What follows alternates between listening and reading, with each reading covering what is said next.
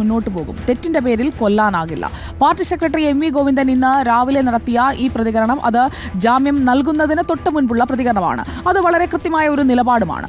എന്നാൽ ഇന്നലെ തിടുക്കത്തിൽ 21 ദിവസം ഇല്ലാതിരുന്ന ഒരു തിടുക്കം ഇന്നലെ വൈകുന്നേരം കണ്ണൂർ ജില്ലാ കമ്മിറ്റിയിലും സെക്രട്ടേറിയറ്റിലുമൊക്കെ സംഭവിച്ചത് നിഷ്കളങ്കമായി കാണാൻ കഴിയുന്ന ഒന്നാണോ ഉണ്ണി ബാലകൃഷ്ണൻ? ഒട്ടുമല്ല, നിഷ്കളങ്കമായി കാണാൻ കഴിയില്ല. കാരണം ഒന്നാമത്തെ വിധി വന്ന ദിവസം നമുക്കറിയാം, അന്ന് കേരളത്തിൻ്റെ ഒരു മനസ്സുകൂടി കണക്കിലെടുത്തുകൊണ്ട് തന്നെയാണ് കോടതി അത്തരത്തിലൊരു ജാമ്യം നിഷേധിക്കാനുള്ള തീരുമാനമെടുത്തതെന്ന് തന്നെയാണ് എൻ്റെ ഒരു ബോധ്യം. അങ്ങനെ തന്നെയാണ് ഞാൻ ആ വിധിയെ മനസ്സിലാക്കുന്നത്. ആദ്യ ദിവസം ആ ജാമ്യം നൽകുകയായിരുന്നെങ്കിൽ കോടതി പോലും പരിഹസിക്കപ്പെടുകയും അവഹേളിക്കപ്പെടുകയും ഒരുപക്ഷെ കോടതിയെക്കുറിച്ച് ആളുകൾ സംശയം പറയുകയും ഒക്കെ ചെയ്യുന്ന സാഹചര്യം ഉണ്ടായിരുന്നു. അതുകൊണ്ട് അന്നത്തെ ഒരു വൈകാരിക അന്തരീക്ഷത്തെ കൂടെ കണക്കിലെടുത്തുകൊണ്ടാണ് കോടതി അന്ന് ജാമ്യം നിഷേധിച്ചത്. അതിനുശേഷം സ്വാഭാവികമായും താങ്കൾ നേരത്തെ സൂചിപ്പിച്ചതുപോലെ പി ദിവ്യ കീഴടങ്ങുന്നു. അങ്ങനെ നിയമത്തിന് വിധേയമായി പ്രവർത്തിക്കുന്ന ഒരു പൊതുപ്രവർത്തകയായി സ്വയം അവതരിപ്പിക്കുന്നു, അന്വേഷണത്തോട് സഹകരിക്കുന്നു. അത്തരത്തിലൊരു അന്തരീക്ഷം രൂപപ്പെട്ടു വരുന്നു. അതിനുശേഷമാണ് വീണ്ടും ജാമ്യാപേക്ഷ അടുത്ത കോടതിയുടെ പരിഗണനയിലേക്ക് വരുന്നത്. സ്വാഭാവികമായും കോടതി ഈ പറയുന്ന ആത്മഹത്യാ പ്രേരണ എന്ന് പറയുന്ന അത്ര എളുപ്പത്തിൽ തെളിയിക്കാൻ കഴിയാത്തൊരു കുറ്റമല്ലാത്തതുകൊണ്ട് സഹകരിക്കുന്ന ഒരു പൊതുപ്രവർത്തകയായ രാഷ്ട്രീയ പ്രവർത്തകയോട് കാണിക്കാവുന്ന ഒരു നീതി എന്ന നിലയ്ക്ക് പ്രതിഭാഗത്തിൻ്റെ വാദത്തെ അംഗീകരിച്ചുകൊണ്ട് ഇപ്പോൾ ജാമ്യം നൽകിയിരിക്കുകയാണ്. ആ ജാമ്യം ലഭിച്ചു പുറത്തേക്ക് വരുന്ന ദിവ്യ ഉണ്ടാക്കുന്ന ഒരു പ്രതിച്ഛായയുണ്ട്. ആ പ്രതിച്ഛായ എന്ന് പറയുന്നത് CPM-നെ സംബന്ധിച്ചിടത്തോളം ഒട്ടും തന്നെ ഗുണകരമല്ല. ജാമ്യം കിട്ടി പുറത്തേക്ക് വരുമ്പോൾ സ്വാഭാവികമായും ദിവ്യക്കെതിരായിട്ടുള്ള ജനരോഷത്തിൻ്റെ അടിസ്ഥാനത്തിൽ ചില പൊട്ടിത്തെറികൾ പാർട്ടി പ്രതീക്ഷിച്ചിരുന്നു. ആ പൊട്ടിത്തെറികൾ ഉണ്ടാകാതിരിക്കുന്നതിനുള്ള ഒരു മുൻകരുതൽ നടപടിയായിട്ട് തന്നെയാണ് ഇന്നലെ രാത്രിയോടുകൂടി സംഘടനാ നടപടിയിലേക്ക് കൂടി CPM കടക്കുന്നത്. സംഘടനാ നടപടി ഒരു ശുപാർശ മാത്രമാണ്. ആ നടപടി എടുത്തിട്ടില്ല. അത് മേൽക്കമ്മിറ്റിയുടെ അംഗീകാരം നേടേണ്ടതുണ്ട്. ആ മേൽക്കമ്മിറ്റിയുടെ അംഗീകാരമൊക്കെ ഇനി വരുന്ന ദിവസങ്ങളിൽ പുറത്തു വരുമെങ്കിൽ കൂടിയും ഇതാ ഞങ്ങൾ ദിവ്യക്കെതിരെ രാഷ്ട്രീയമായ സംഘടനാപരമായ ഒരു നടപടി എടുക്കുന്നു എന്ന് പൊതുജനങ്ങളെ ബോധ്യപ്പെടുത്താൻ CPM-ന് കഴിഞ്ഞിട്ടുണ്ട്. അത്തരത്തിലൊരു വാർത്ത മാധ്യമങ്ങളിലേക്ക് ചോർന്നു വരുന്നു.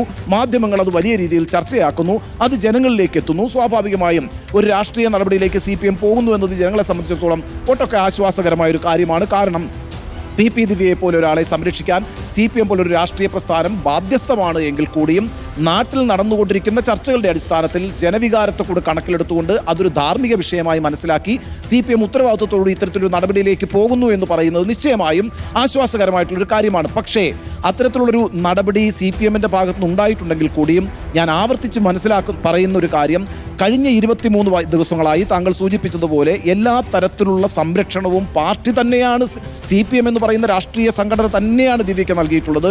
അവർ അധികാരത്തിലിരിക്കുന്ന ഒരു സംസ്ഥാനമാണിത്. അതുകൊണ്ട് സ്വാഭാവികമായും അധികാരത്തിൻ്റെ ആനുകൂല്യങ്ങളും ദിവ്യയ്ക്ക് ലഭിച്ചു എന്ന കാര്യത്തിൽ സംശയമില്ല. തുടർന്നും അത്തരത്തിലുള്ള സംരക്ഷണങ്ങളൊക്കെ ഉണ്ടാകും. ഒരു പാർട്ടി പ്രവർത്തക എന്നുള്ള നിലയ്ക്ക് CPM-ൻ്റെ കണ്ണൂർ ഘടകത്തിന് ദിവ്യ വളരെ പ്രിയപ്പെട്ടയാളാണ്. വളരെ പെട്ടെന്ന് കേരളത്തിൻ്റെ രാഷ്ട്രീയ രംഗത്തേക്ക് ഉയർന്നു വന്ന ഒരു വനിതാ നേതാവ് തന്നെയാണ് പി ദിവ്യ. അവർ വിവിധ പദവികൾ വഹിച്ചിട്ടുണ്ട്. വിദ്യാഭ്യാസ രംഗത്ത് സെനറ്റ് അംഗമടക്കമായിട്ടുള്ള പദവികൾ വഹിച്ചിട്ടുണ്ട്. ഇപ്പോഴും ഞാൻ മനസ്സിലാക്കുന്ന അവർ കരിക്കുലം കമ്മിറ്റി അംഗമാണ്. അവർ ജില്ലാ പഞ്ചായത്ത് പ്രസിഡന്റായിട്ട് 2 തവണ വന്നിട്ടുണ്ട്.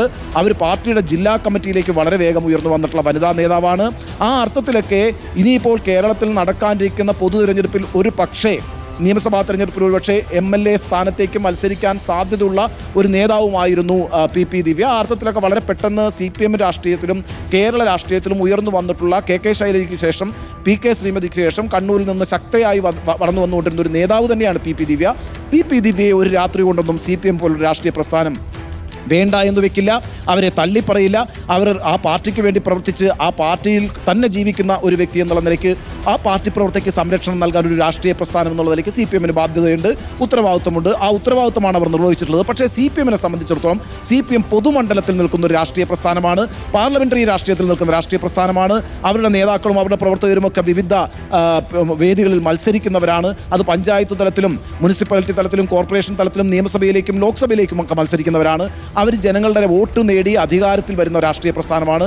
സ്വാഭാവികമായിട്ടും പാർട്ടിയുടെ സെന്റിമെന്റ്സ് മാത്രമല്ല, ആ സംസ്ഥാനത്തെ ജനങ്ങളുടെ സെന്റിമെന്റ്സും വളരെ പ്രധാനമായും CPM കണക്കിലെടുക്കേണ്ടതുണ്ട്. ആ ജനങ്ങളുടെ സെന്റിമെന്റ്സിനെ അംഗീകരിക്കാതെ ഇതൊക്കെ ഞങ്ങളുടെ ആഭ്യന്തര കാര്യമാണെന്ന് പറഞ്ഞുകൊണ്ട് അധിക നാൾ പാർട്ടിക്ക് മുന്നോട്ട് പോകാൻ കഴിയില്ല. ആ ബോധ്യത്തിൻ്റെ അടിസ്ഥാനത്തിൽ തന്നെയാണ് ഇപ്പോൾ CPM ഈ രീതിയിലൊരു സംഘടനാ നടപടിയിലേക്ക് പോയിരിക്കുന്നത്. ജനങ്ങളുടെ രോഷം വളരെ ശക്തമാണെന്നും അത് നവീൻ ബാബുവിനോടൊപ്പമാണ് ജനങ്ങൾ കേരളത്തിൽ നിലയെടുത്തിട്ടുള്ളതെന്നും നവീൻ ബാബുവിൻ്റെ കുടുംബത്തോടാണ് ജനങ്ങളുടെ ഐക്യദാർഢ്യമെന്നും മനസ്സിലാക്കുന്ന CPM 23ാമത്തെ ദിവസത്തിലാണെങ്കിൽ കൂടിയും വൈകിയാണെങ്കിൽ കൂടിയും ആ ഒരു തിരിച്ചറിവിലേക്ക് എത്തുകയും അതിൻ്റെ അടിസ്ഥാനത്തിൽ ഒരു നടപടിയിലേക്ക് പോവുകയുമാണ് ചെയ്തിരിക്കുന്നത്. നമ്മൾക്കറിയുന്നത് പോലെ ഇന്ന് ജാമ്യത്തിൻ്റെ സാധ്യത വളരെ കൂടുതലായിരുന്നു. കഴിഞ്ഞ തവണയും ജാമ്യത്തിൻ്റെ സാധ്യത തന്നെയാണ് കൂടുതലായിട്ടുണ്ടായിരുന്നത്.